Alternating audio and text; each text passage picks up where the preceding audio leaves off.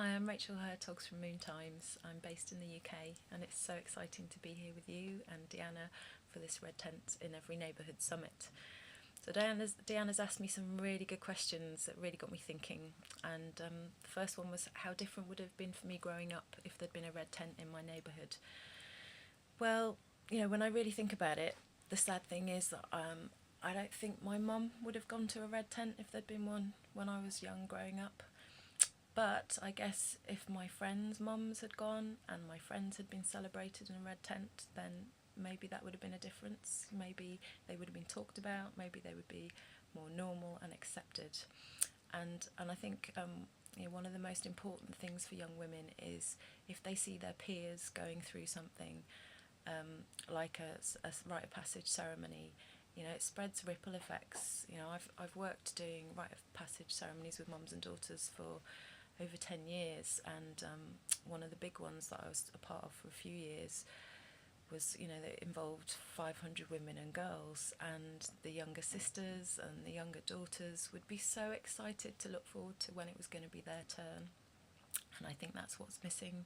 I think certainly for my older daughter, when I wanted to celebrate her, she was just like, oh no mum, how embarrassing, because she hadn't seen it done before. So that's the difference. If it's normal and they see it happening, their friends being celebrated, then it just takes away that embarrassment and them feeling different, I suppose. So for me, I think that's the main thing. But I think, had there been a red tent in my neighbourhood, had my mum gone to a red tent and taken me and I'd been celebrated with my first moon time, I wouldn't be doing the work that I'm doing. I really enjoy my work supporting mums and daughters and helping women connect to their cycles and connect to their blood. So, maybe it's okay for me that wasn't there, and now it is there for me and my daughters and my friends' daughters. So, that's what's important for me is right now. So, DeAnna's next question was what feeds my soul when I'm menstruating? Well, I was really lucky to have a period of time between my older children and I've got two little ones now, where I could every month concentrate on me, and I wouldn't work, and I would prepare lovely foods for myself, or when I got married, my husband would prepare foods for me while I was bleeding, and I would just really take that time out. I really urge women to have a sacred day, even if it's just a half a day or a sacred hour, something for yourself during that time. But for me, even now as a breastfeeding mum, I still make sure that I get a few hours where I just tune into myself. So whether it's singing, chanting, painting, going for a walk in nature, that's what I love to do. One of the big things for me is I use cloth pads, and when I wash them and I pour my blood onto the earth and I sing to Mother Earth, I'm really connecting myself with my blood, and I let go. I use the opportunity to really let go of anything that maybe I've been carrying for the month and let it be washed away.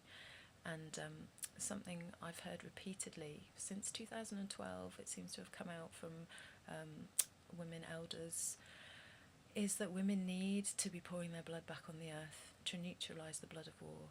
And when all women pour their blood back on the earth, there will be peace.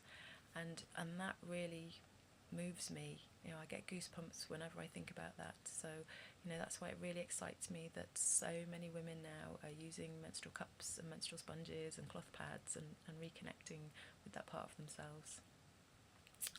And DeAnna's final question for me was, what could my local red tent do to support me?